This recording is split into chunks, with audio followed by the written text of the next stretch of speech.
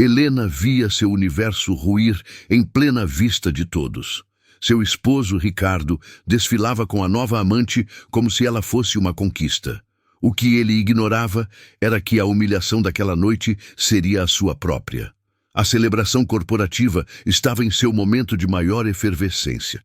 Ricardo envolvia Thaís pela cintura, conduzindo-a para o meio do salão. Todos os olhares se convergiram para o casal. Ele avistou Helena, sua esposa, próxima à mesa de coquetéis, imóvel, desacompanhada. Ricardo andou na direção dela, mas não para lhe dirigir a palavra. Com um gesto gélido, ele a deslocou suavemente para o lado, o suficiente para que Thaís pudesse passar. A taça na mão de Helena balançou. Ele sequer olhou para trás. O barulho da música pareceu atenuar-se. Um silêncio peculiar se instalou no círculo de pessoas ao redor. Cochichos se alastraram pelo ambiente como uma praga. Alguns convidados soltaram risos baixos, em cumplicidade. Outros, envergonhados, focaram a atenção em seus copos. Ricardo deleitou-se com um instante. Ele elevou a voz para um sócio que estava perto, mas com a intenção de que todos escutassem. "O passado ficou para trás, meu caro", disse ele. "Thaís é quem está ao meu lado agora, e é com ela que vou seguir. Quero que isso fique bem claro." Aquela noite selaria o maior acordo da carreira de Ricardo.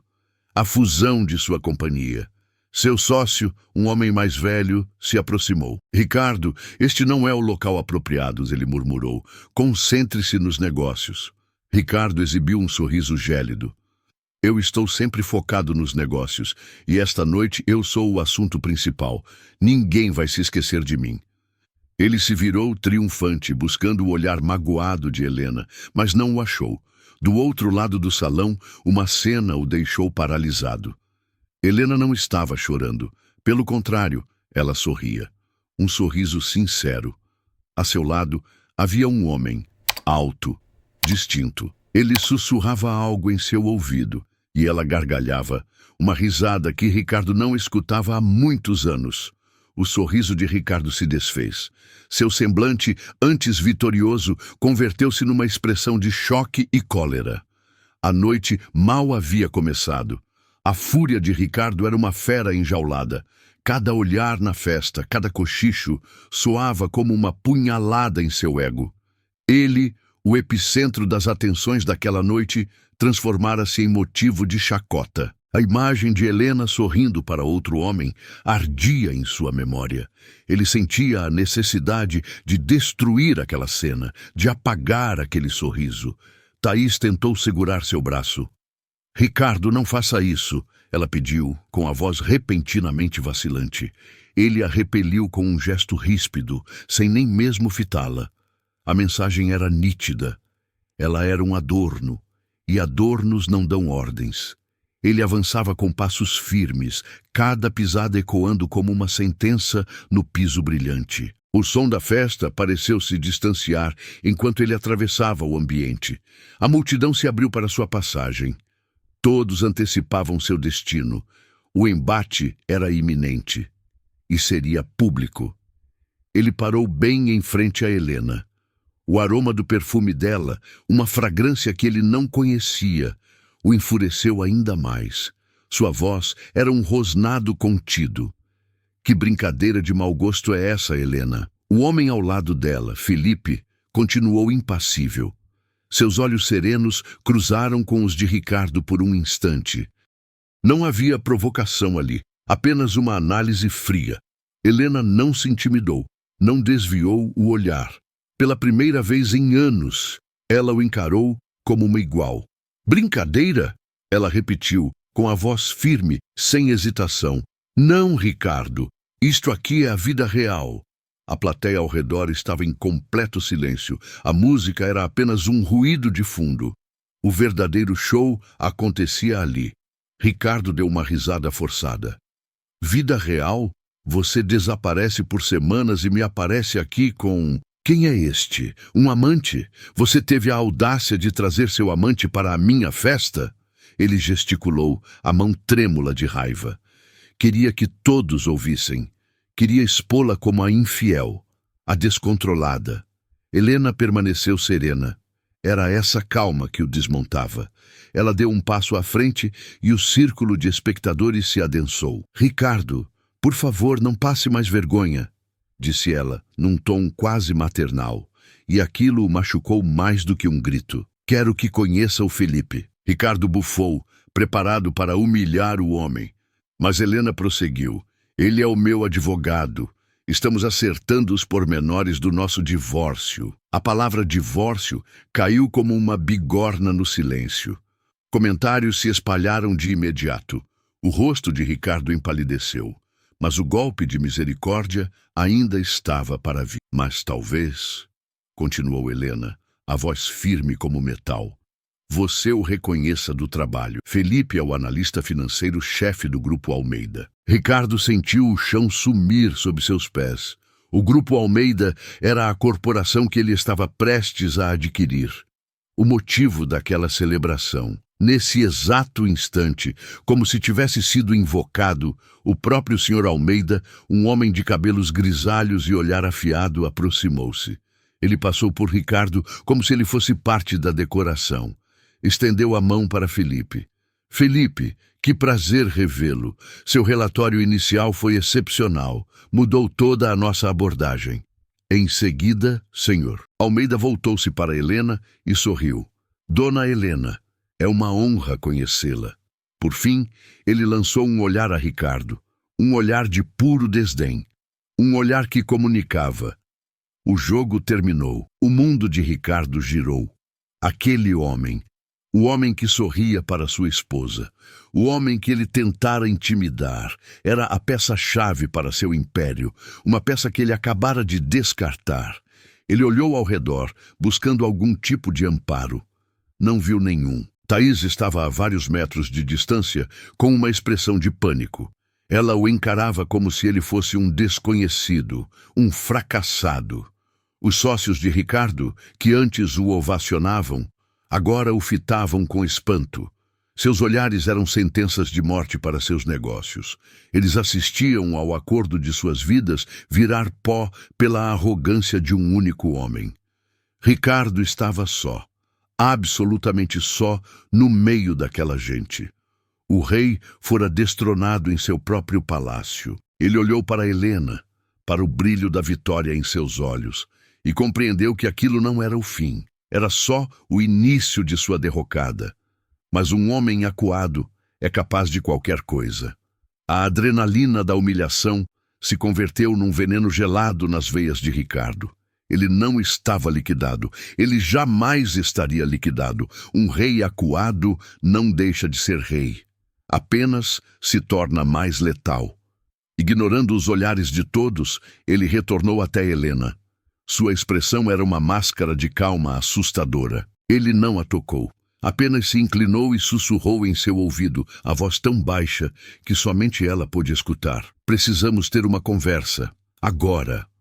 Antes que ela pudesse ter qualquer reação, ele se virou e se dirigiu a uma porta de vidro que dava para a varanda do salão.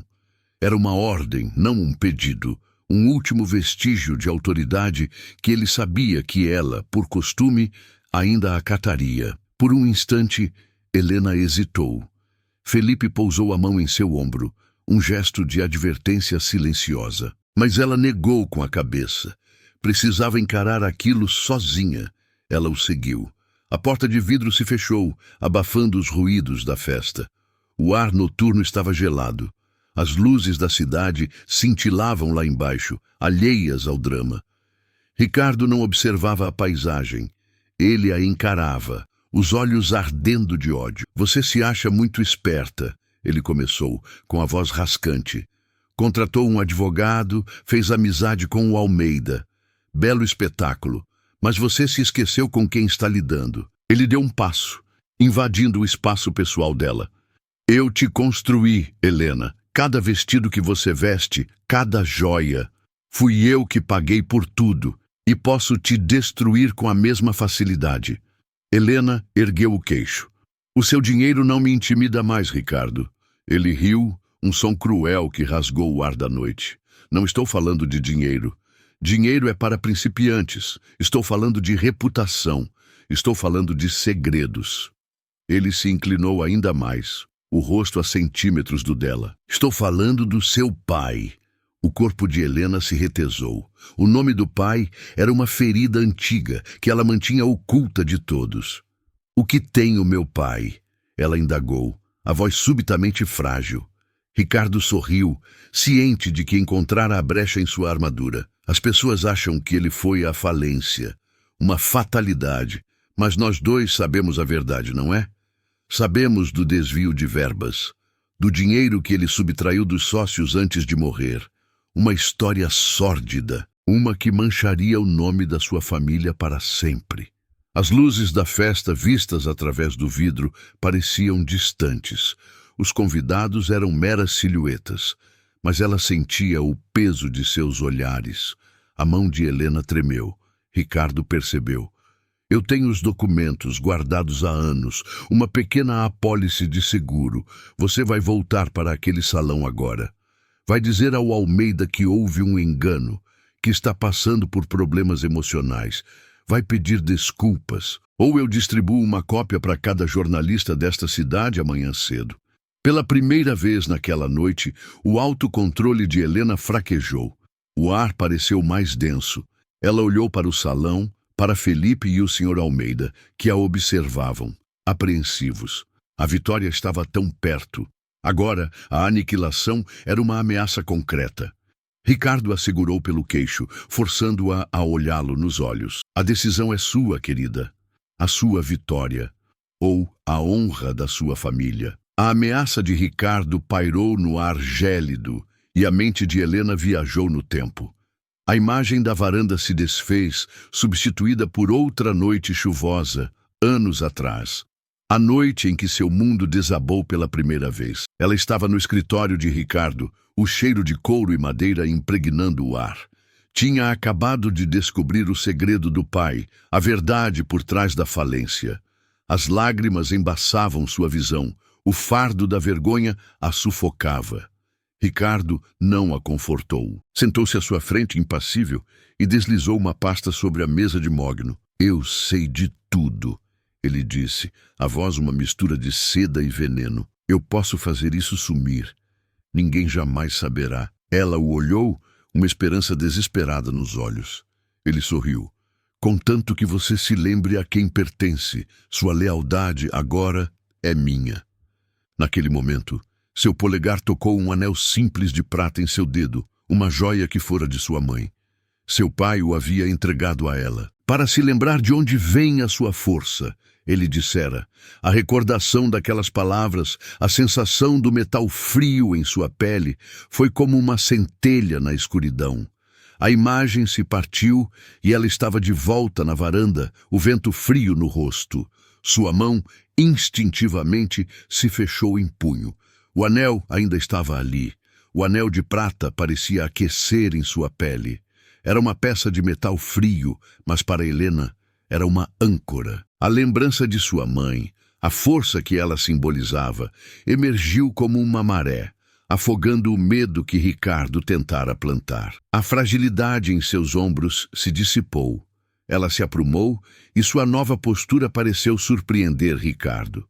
Ela ergueu a mão e, com uma calma que ele não antecipara, afastou a mão dele de seu queixo. Seu toque era frio e determinado. Esse seu truque não funciona mais, Ricardo, ela disse, a voz baixa, mas afiada como um caco de vidro. Você usou a memória do meu pai para me manter prisioneira por 10 anos. Você se aproveitou da minha vergonha e isso acabou. O choque no rosto de Ricardo era genuíno. Ele esperava lágrimas, súplicas. Não esperava desafio. Não esperava o fim de seu domínio. Helena não aguardou por uma resposta. Ela lhe deu as costas, num ato final de desdém, e caminhou para a porta de vidro. Cada passo era calculado. Cada passo era uma decisão. Ao alcançar a porta, ela parou e olhou para dentro do salão. Seus olhos se encontraram com os de Felipe. Ele a observava, o rosto sereno, mas a tensão em sua postura era palpável. Helena lhe deu um aceno de cabeça, mínimo, quase imperceptível, mas para ele foi uma ordem clara. Felipe pegou seu celular. Seus dedos se moveram com agilidade pela tela. Ele estava preparando a artilharia. O plano estava em curso. Ricardo assistiu a tudo, a compreensão surgindo em seu rosto junto com o pânico. A chantagem falhara, o controle se fora. Ele correu na direção dela, o desespero o tornando imprudente. Ele a agarrou pelo braço, um pouco antes de ela reentrar no salão, virando-a para si. Seu aperto era forte, doloroso. Vários convidados próximos testemunharam a agressão e recuaram, chocados. A máscara de civilidade de Ricardo caíra por completo. Seus olhos estavam selvagens. Você não vai fazer isso, ele rosnou, a saliva se formando nos cantos da boca. Se você subir naquele palco, se disser uma única palavra, eu juro, Helena, não vou apenas te levar junto. Eu vou implodir a empresa. Vou vazar dados que levarão todos à ruína. Seus amigos, os funcionários, centenas de famílias. Eles pagarão pelo que você fizer. Você vai reinar sobre as ruínas. Era sua cartada final. A ameaça de um homem que preferia destruir seu próprio reino a vê-lo governado por outra pessoa. Ele a apertou com mais força, tentando reinstalar o medo dentro dela. Helena olhou para a mão dele em seu braço, depois olhou em seus olhos. Não havia mais medo ali, apenas piedade. Você já incendiou tudo, Ricardo, ela disse, a voz clara e ressoando no silêncio tenso. Eu só estou aqui para limpar as cinzas.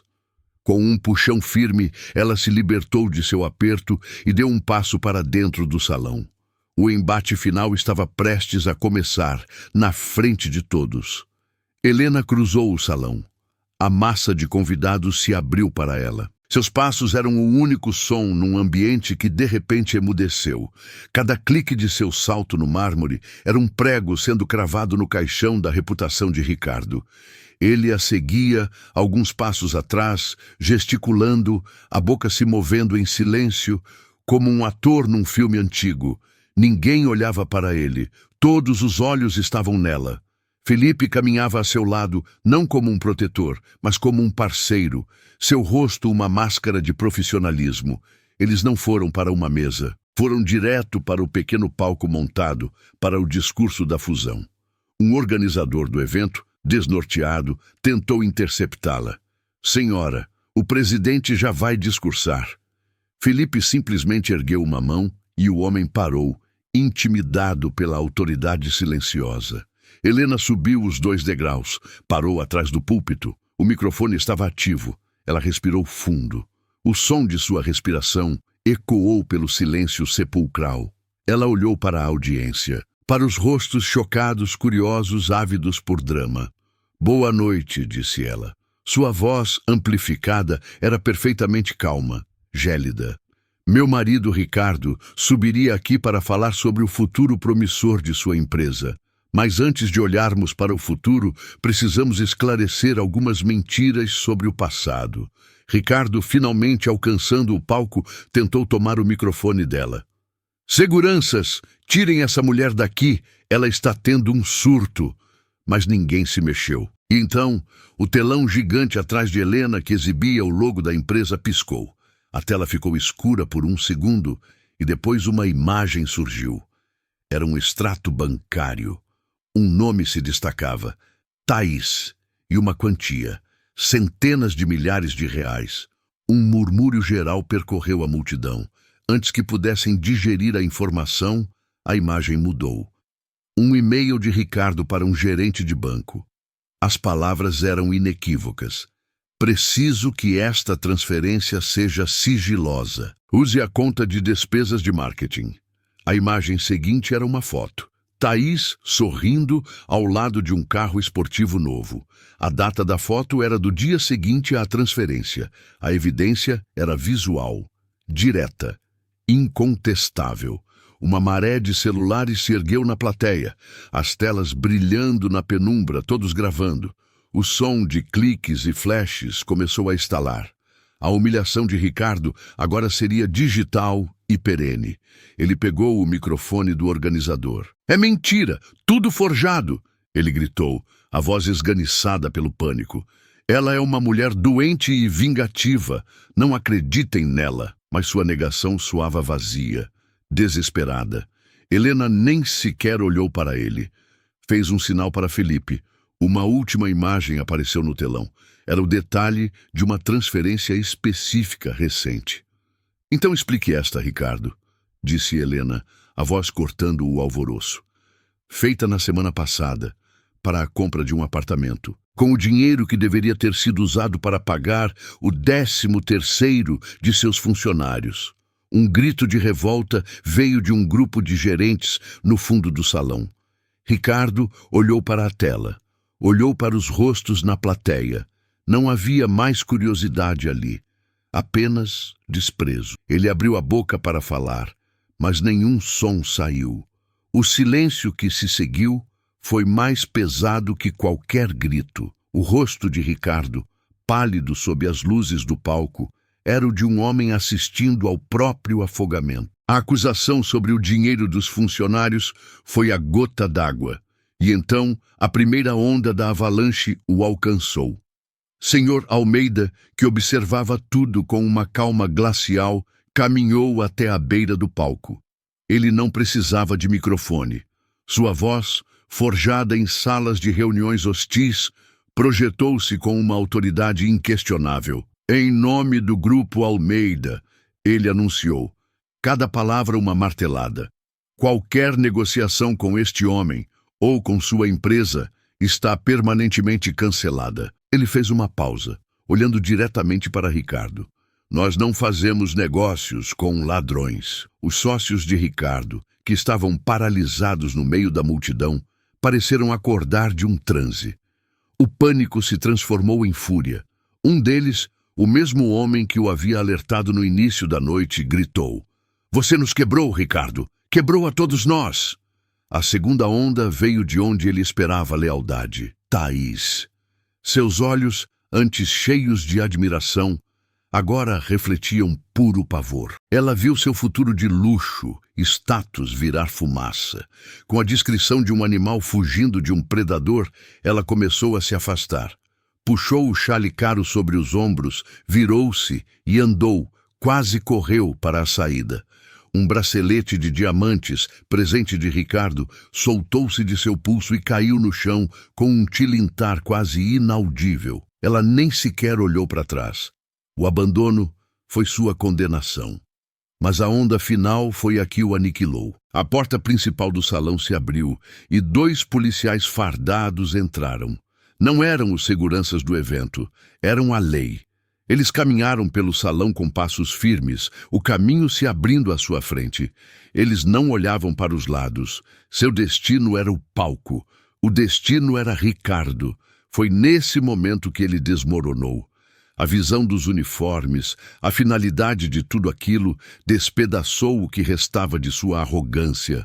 Suas pernas fraquejaram. Ele deu um passo para trás, tropeçando num cabo no chão do palco. O homem que comandava um império caiu de forma patética, desajeitada.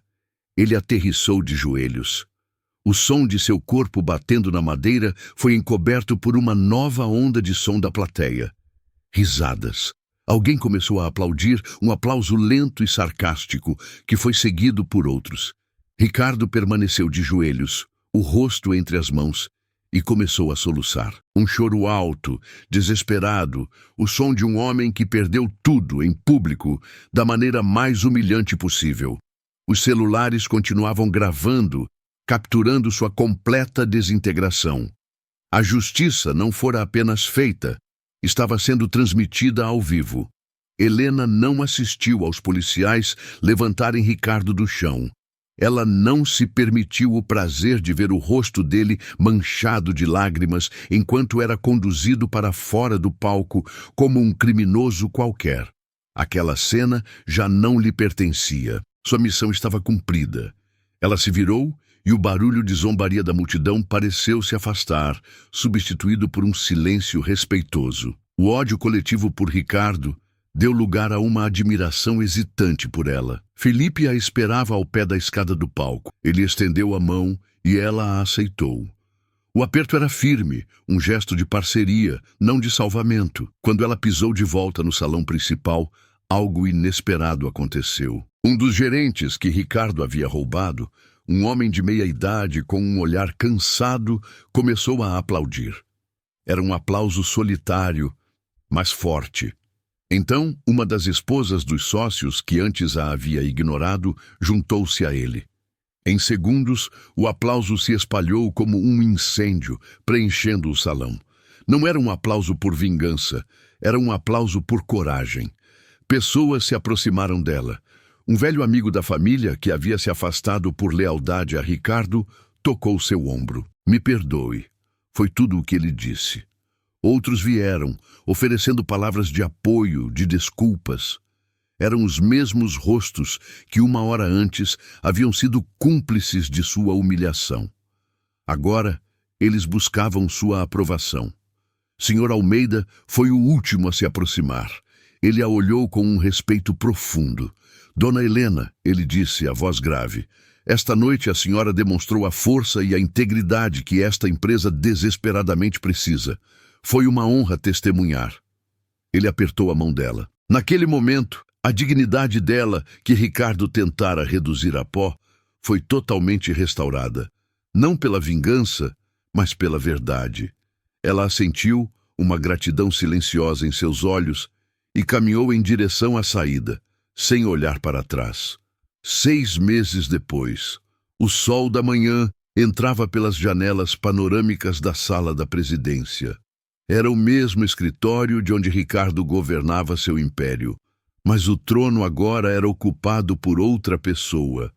Helena estava na cabeceira da longa mesa de mogno. Ela não gritava, não impunha, ela liderava. Apresentava um novo projeto com uma clareza que inspirava confiança. Os sócios, os mesmos homens que testemunharam a queda de Ricardo, agora a ouviam com um respeito que nunca dedicaram a ele. Ao gesticular para o gráfico na tela, a luz bateu no anel de prata simples em seu dedo. O anel de sua mãe. O símbolo de sua força. Lá embaixo, no pátio de entrada do edifício corporativo, um homem com um uniforme mal ajustado abria a porta de um sedã de luxo para um dos diretores de Helena. O homem estava mais magro, os ombros curvados, o olhar perdido. Era Ricardo. Ele ergueu os olhos por um instante, encarando a torre de vidro que um dia fora sua. Ele não podia vê-la, mas ele sabia que ela estava lá. O império tinha uma nova líder, e o antigo rei era apenas mais um fantasma na calçada. A roda da fortuna sempre gira. O humilhado se torna poderoso, e o poderoso se transforma em pó. Essa história nos força a olhar para o espelho e questionar a natureza da justiça e da vingança. A reviravolta de Helena foi um ato de empoderamento necessário, uma lição que Ricardo precisava aprender da forma mais dura possível. Ou, ao planejar a destruição completa dele, ela cruzou uma linha perigosa, tornando-se tão implacável quanto o homem que a feriu. O que você faria no lugar dela? Lutaria com as mesmas armas sujas ou buscaria um caminho diferente? Queremos saber a sua opinião sincera nos comentários. Para você, qual foi o maior erro de Ricardo? A traição, a crueldade pública ou o erro fatal de subestimar a força de uma mulher que ele acreditava ter quebrado? Sua perspectiva é a parte mais importante desta conversa. Deixe seu comentário abaixo, pois estamos lendo cada um deles.